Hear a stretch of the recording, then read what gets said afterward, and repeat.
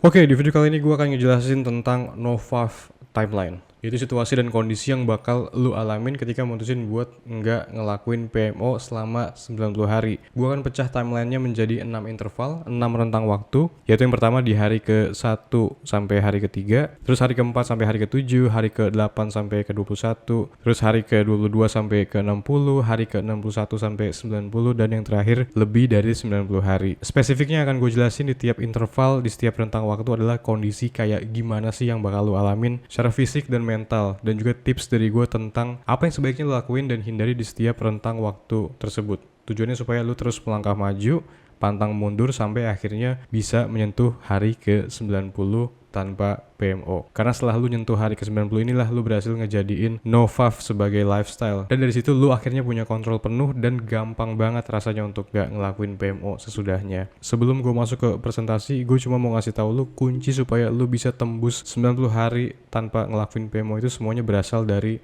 sini. Dari mindset, dari cara pandang lo. Penyebab utama kenapa lo gagal terus berhenti PMO itu karena lo belum punya perspektif atau cara pandang atau mindset yang tepat tentang kenapa PMO itu bisa terjadi. Lo belum ngerti tentang siklus habit, cue, routine, reward, serta pemahaman kita manusia sebagai makhluk seksual. That's why gue nulis ebook panduan lengkap berhenti PMO yang tujuannya supaya cara pandang lu terhadap kebiasaan kotor PMO ini berubah total. Jadinya lu jadi mudah banget buat berhenti dari situ. Gue rekomen banget untuk lu baca ebook gue dulu karena dijamin ngebantu banget buat memandu lu untuk bisa berhenti dari PMO permanen. Link ebook ada di deskripsi. Oke, kita mulai dulu dari sebuah chart sederhana yang ngejelasin kayak gimana sih level motivasi yang bakal lu alamin dari waktu ke waktu ketika mutusin buat stop ngelakuin PMO selama 90 hari. Seperti yang tadi sempat gua jelasin di awal, gua memecah timeline waktunya menjadi 6 rentang waktu. Seperti yang bisa lu lihat sendiri, level motivasi lu lagi tinggi-tingginya banget di hari pertama sampai hari ketiga. Nyentuh hari keempat sampai ke 20-an, lu memasuki fase sakau atau istilahnya flatline atau withdrawal symptoms, di mana di kondisi ini adalah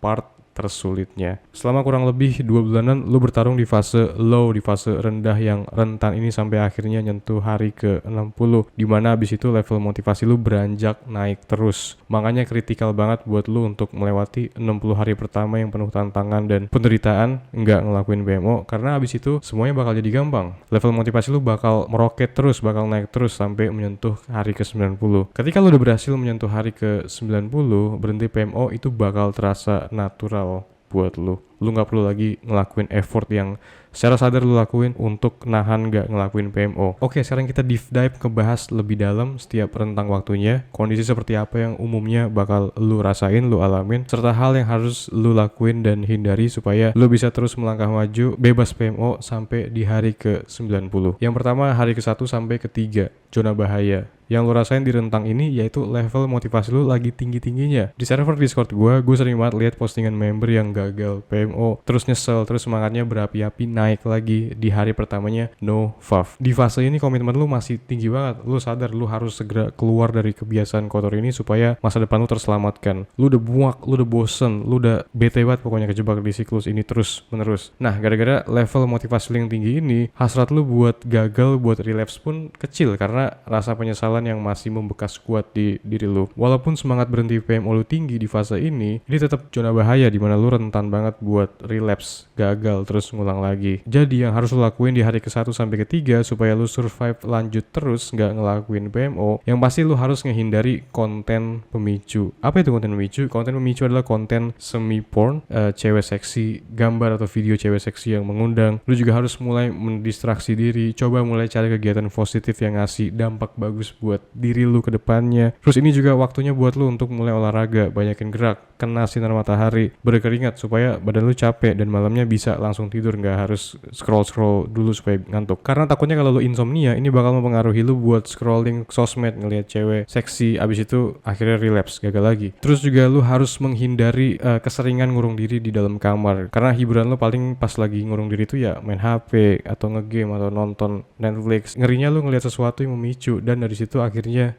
relapse, gagal. Masih di zona bahaya, sekarang part kedua yaitu hari keempat sampai hari ketujuh. Di rentang ini semangat lu turun, level motivasi lu udah turun. Lu nggak lagi berapi-api seperti halnya di 3 hari sebelumnya. Rasa sakit, rasa penyesalan yang lu rasain gara-gara terakhir kali relapse itu udah pudar. Lu udah nggak terlalu marah, malah lu ngerasa lumayan bangga karena akhirnya bisa juga nggak ngelakuin PMO selama seminggu. Apakah lu rentan terpancing dan terus akhirnya gagal relapse? Oh iya dong pasti, makanya ini gue namain sebagai zona bahaya. Karena meskipun secara mood udah bagus, tapi level motivasi lu untuk nahan PMO itu turun. Ya kan, di rentang waktu inilah terbesit pikiran-pikiran buat relapse. Lu mungkin bakal mikir kayak seminggu sekali gak apa-apa lah ya, gue janji deh ini yang terakhir kali, abis itu gue komitmen untuk quit forever. Lu jadi lumayan lengah di rentang waktu ini dan ini bahaya. Penanganannya masih sama kayak di hari ke-1 sampai ke-3 tadi. Pemicu atau cue harus lu hindari sebisa mungkin, karena sekalinya lu terpapar, gue bisa bilang peluang lu untuk akhirnya relapse itu lebih dari 90%. Lu baru seminggu gak ngelakuin PMO, memori tentang PMO masih tertanam kuat di otak. Meskipun lu ngerasa lumayan pede, rasanya kayak bisa mengontrol. Gue yakin banget begitu lu secara sengaja atau tanpa sengaja terpapar sama cue atau konten pemicu, hasrat buat ngelakuin PMO lu itu bakal bangkit hebat dan lu pun jadinya berakhir gagal. Makanya lu harus tetap distraksi diri biar fokus lu itu nggak ke ngelakuin PMO. Olahraga biar badan lu capek, biar lu tidur cepet pas malam, dan jangan keseringan ngurung diri di kamar. Oke, sekarang kita masuk ke part tersulit, yaitu di hari ke-8 sampai hari ke-21. Kenapa gue bilang ini part tersulit? Dari perjuangan lu untuk berhenti PMO, karena lu bakal mengalami yang namanya withdrawal symptom di rentang waktu ini. Apa itu withdrawal symptom? Efek Sakau,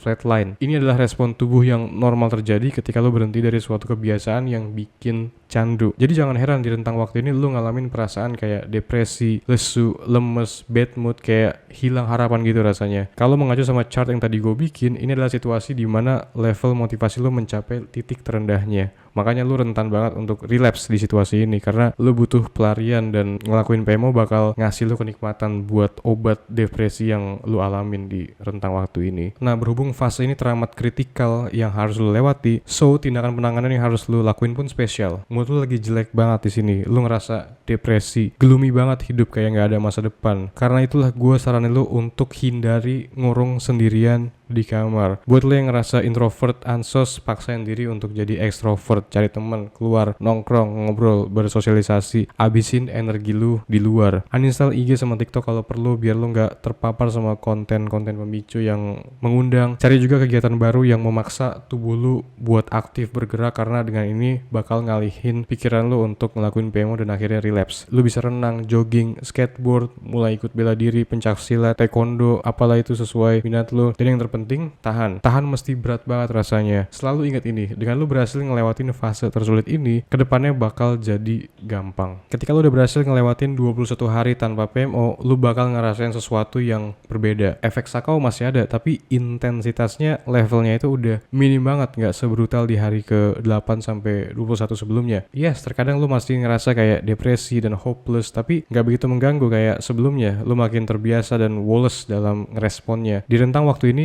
mulai timbul rasa optimis di dalam diri lu. Lu pede, kayaknya possible banget nih gue berhenti PMO selamanya. Pikiran lu mulai jernih, kadar hormon dopamin di otak lu mulai memperbaiki dirinya sendiri. Lu ngerasa jadi lebih fokus buat ngerjain sesuatu yang butuh kemampuan konsentrasi, dimana sebelumnya mustahil, sulit banget buat lu untuk ngelakuin ini. Meskipun di rentang waktu ini lu akhirnya ngerasa pede untuk bisa terus lanjut gak ngelakuin PMO, lu tetap harus waspada dan gak boleh lengah. Konten-konten pemicu, gambar atau video yang mengundang yang bisa lu temuin di sosmed, di feed Instagram atau TikTok, tetap harus lu hindari, harus lu jauhin sebisa mungkin.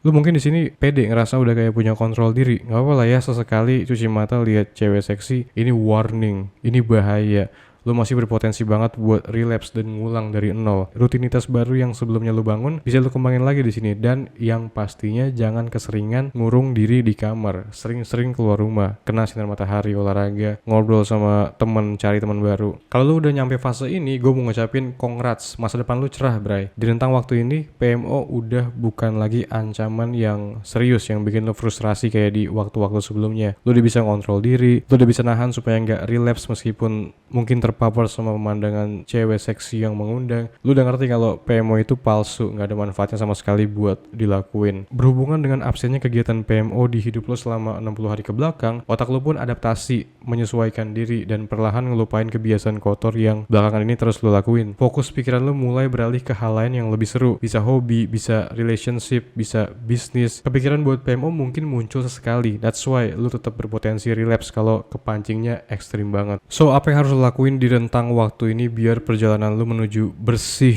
selama 90 hari tanpa PMO itu bisa terlaksana secara mulus? Pertama, keep distracting yourself. Terus mendistraksi diri lo sama kegiatan-kegiatan baru yang positif yang selama beberapa bulan ke belakang berhasil lu bangun. Jangan kasih ruang sedikit pun buat PMO terbesit di kepala lu. Gimana caranya? Yaitu dengan lu extremely selektif dalam main HP, scroll sosmed. Karena banyak banget ranjau di sosmed yang berpotensi bikin lu akhirnya relapse lagi. Walaupun lu udah bisa mengontrol diri, tetap aja kemungkinan lu kehilangan kontrol, terus sange, terus PMO, terus nyesel, itu ada. Sayang banget kan 2 bulan lebih lu berhasil terus gagal ngulang lagi gara-gara lu bosen terus scroll ngeliat cewek seksi. Jangan sampai ini terjadi. Finally, gue bisa bilang lu resmi masuk kategori spesies cowok langka begitu berhasil nggak ngelakuin PMO selama 90 hari. Walaupun gue nggak punya data statistik yang mendukung klaim cowok langka yang tadi gue bilang, tapi gue ngerasa mayoritas cowok itu PMO addict. Anggaplah dari semua cowok, 85%-nya itu ngelakuin PMO di kesehariannya. Bisa sehari sekali, seminggu beberapa kali, atau sebulan beberapa kali. Nah, sisanya 15% inilah yang udah free selama 90 hari. Jadi, congrats, lu masuk jajaran top 15% dengan lu bebas PMO selama 90 hari. Ketika lu mencapai fase ini, PMO hanyalah kenangan di hidup lu. Lu udah full control. Dorongan buat ngelakuin PMO pun udah hampir nggak kerasa. Kondisi mental lu positif banget. Lu merasa hidup kembali. Pikiran super clear, jernih, gampang buat fokus, dan nggak lagi canggung atau insecure pas ketemu orang. Buat lo yang selama ini mencap diri introvert, pemalu, ansos, lu bakal kaget karena jiwa ekstrovert lu bakal bangkit. Jadi gampang banget buat lu untuk dapet temen. Dan yang terpenting, lu bersyukur tanpa penyesalan sama sekali karena berhasil nyampe ke titik ini, ke titik dimana hanya cowok tertentu yang bisa mencapainya. Sebenarnya kalau lu udah mencapai tahap ini, nggak perlu gue ngingetin lu untuk menghindari PMO. Kesadaran yang kuat udah terbentuk di dalam diri lu tentang betapa palsunya kenikmatan dari PMO itu. Lu udah ngerasain sendiri, lu udah ngerti sendiri kehidupan ketika masih sebagai pecandu PMO versus pas udah bebas PMO, dan lu sangat ngerti banget kehidupan tanpa PMO itu extremely lebih better. Lu jadi lebih chill, positive thinking terus, jadi magnet disukain sama banyak orang, pikiran jernih, terpacu buat mengejar mimpi, ngambil resiko, ngelakuin sesuatu yang sulit. Lu naik level jadi cowok limited edition yang high quality, yang keep improving dan menebar kebaikan buat dunia setiap hari. Lu akhirnya ngerti yang paling penting di hidup ini itu bukan ngejar kenikmatan, bukan consuming, tapi serving other people, producing. Dan kesadaran ini hanya bisa lu peroleh ketika lu berhasil bebas dari jerat PMO. Itu aja yang mau gue sampaikan di video presentasi NoFap kali ini. Like, share, subscribe, jangan lupa. Bye-bye.